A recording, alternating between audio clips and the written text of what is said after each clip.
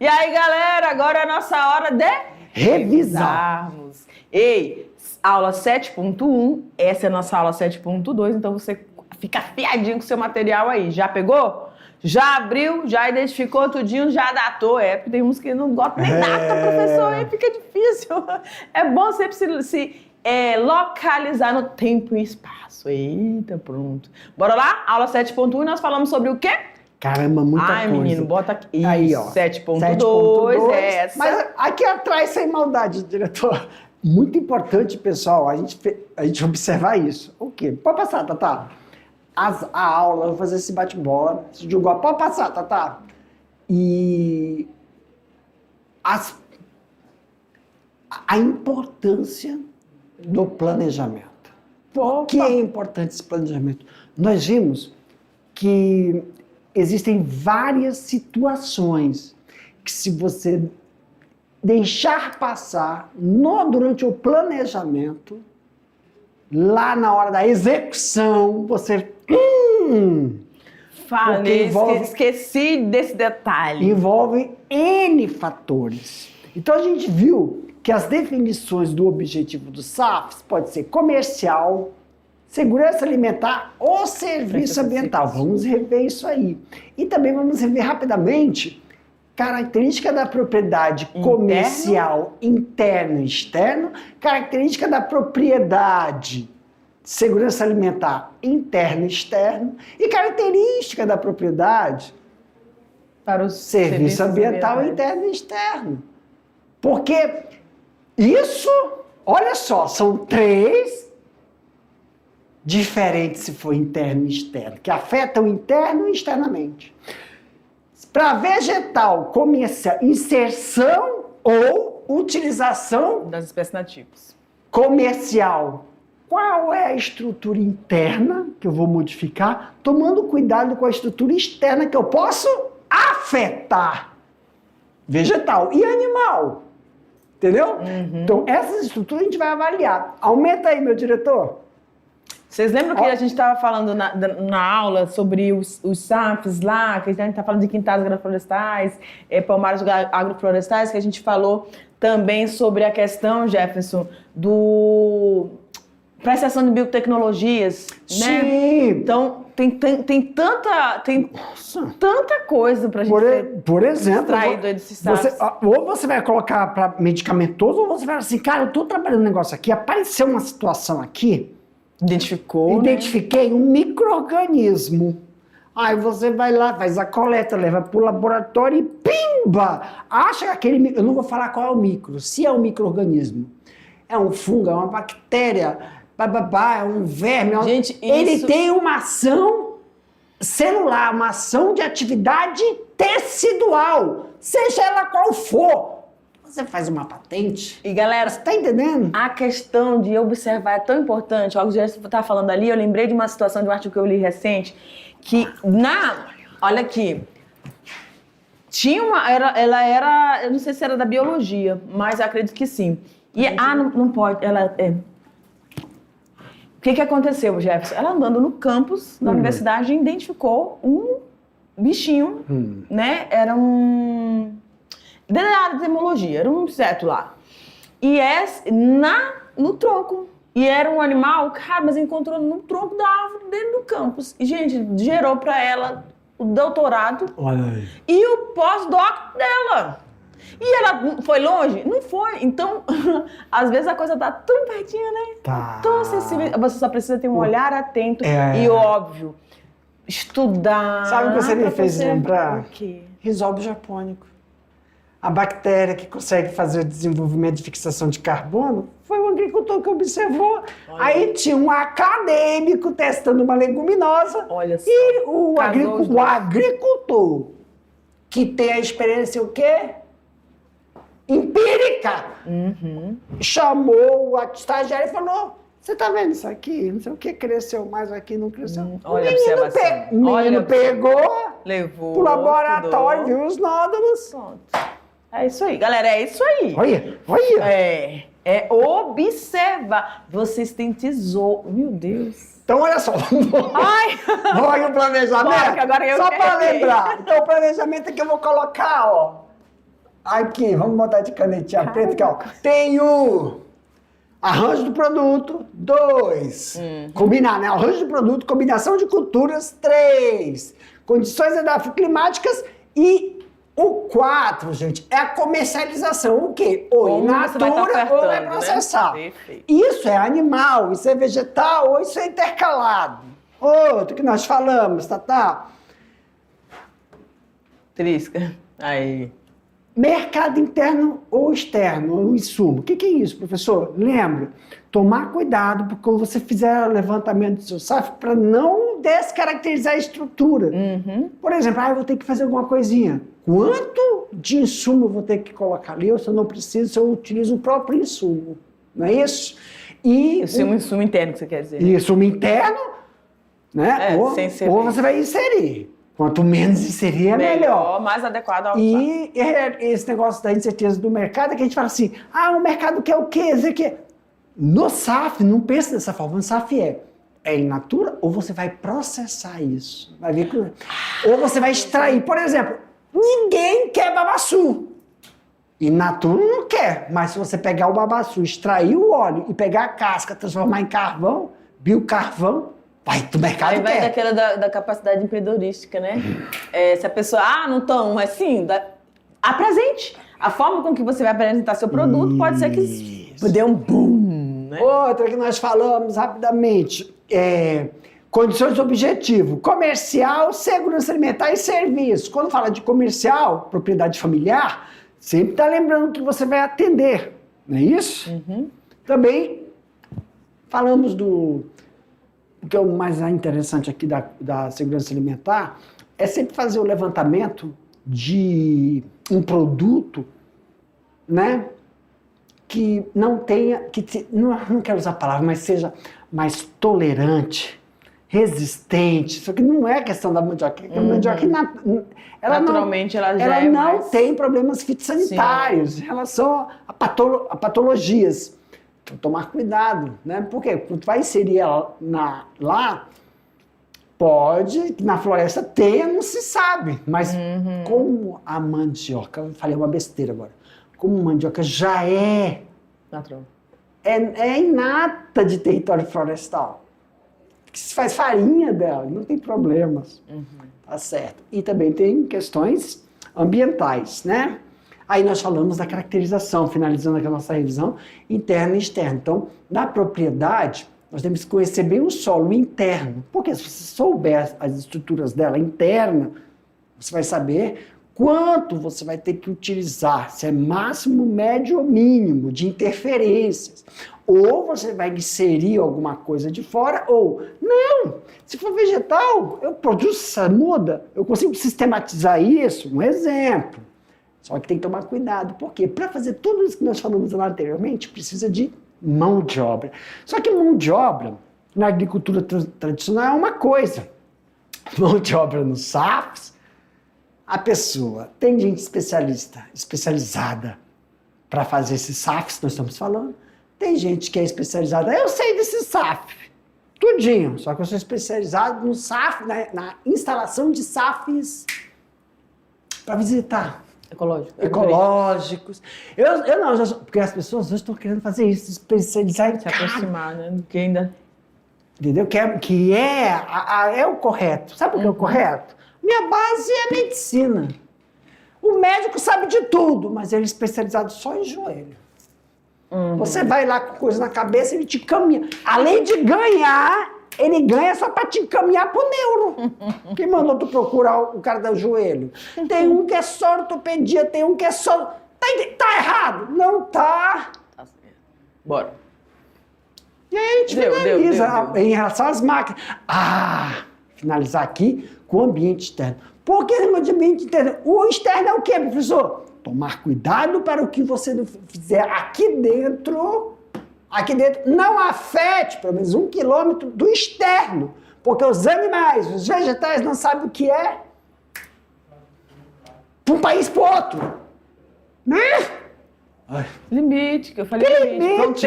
Fronteiras. Entre os biomas, nós conseguimos saber que nós estamos saindo de um bioma por causa da temperatura. Mas o animal não sabe o que é fronteira. Tá bom, vem pra cá. Mas, não, assim, eles sabem que estão saindo de um bioma para o outro, mas o SAF é uma fronteira que nós inventamos. Porque para ele, isso aqui está dentro do habitat dele.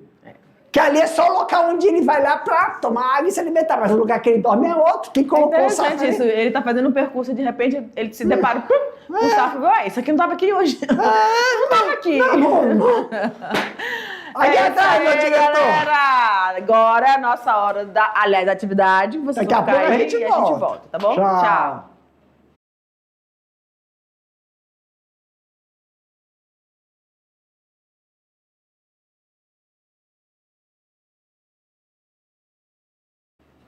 Então, essa é a hora que nós, né, vamos juntinho com vocês fazermos as correções das atividades, lembrando que a gente pode ter questões abertas e questões fechadas. A gente já se deparou com a questão fechada, Jefferson? Ainda não. Aperta aí. Mas é o momento da gente tirar as dúvidas dos nossos meninos maravilhosos. Ó, a gente quer já deixar um beijo grande. Toda aula a gente vai deixar assim nossa saudade impregnada em vocês, tá bom? Saudades, palavra triste quando se perde. Grandes alunos. Oh, meu Deus, vamos lá. Questão de número 1, pode ser? Pode, abre aqui, meu diretor.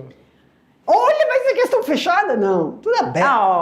Tudo aberto. O ambiente interno, galera, já começa com quase o final da aula, né? A questão, olha lá. Deixa eu botar aqui, ó.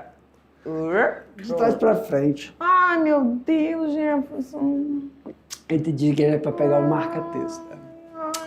O ambiente interno da sua propriedade ou da empresa, aí a gente lembrando, de repente, propriedade, atividade rural, familiar. E aí é meio comercial. Isso. Precisa ser levado em conta na análise que envolve a implantação do seu SAF, tá?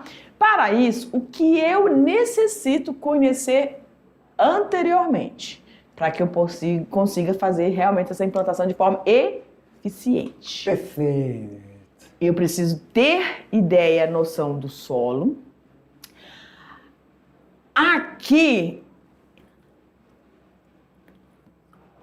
Sim, sim. Vamos lá. Quando a gente fala solo, tá? É que a gente tem que... Tudo que a gente faz, a gente remete à base. Qual é a nossa base? É o tradicional. Falou conhecer o solo no tradicional, nós falamos do quê? Análise de solo. Tudo bem até aí? Só que a análise de solo, a gente faz os SAFs? Sim. Mas ela não é a prioridade. Qual é a prioridade dos SAFs? Além da análise de solo, é a questão de fazer levantamento geográfico do solo. Se o solo é acidentado, se o solo é rochoso, porque muitas vezes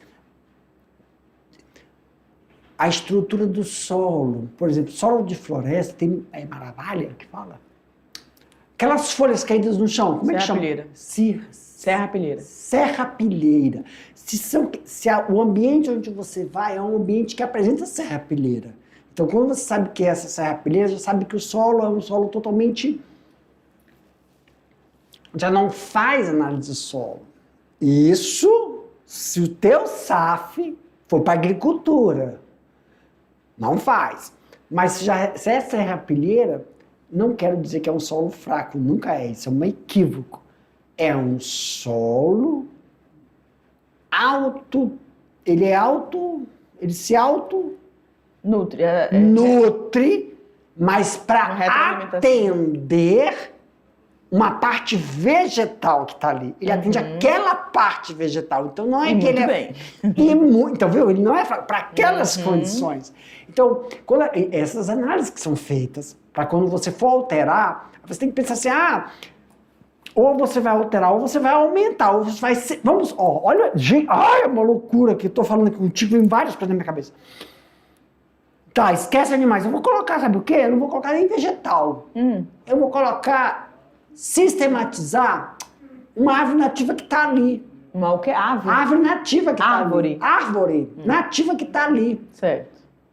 Cada um pensa na árvore que você quiser. Mas na hora que eu falo sistematizar, eu falo do quê?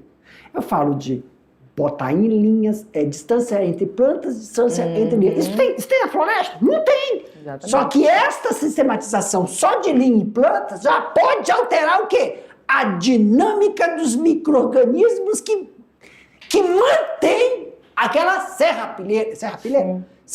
Que micro-organismo, seu doido? Os fungos, as bactérias. Por quê? Porque quando eu coloco em linha, em planta e faço poda, eu aumento ou diminuo a incidência solar, que vai alterar... Então, essa questão de solo é isso.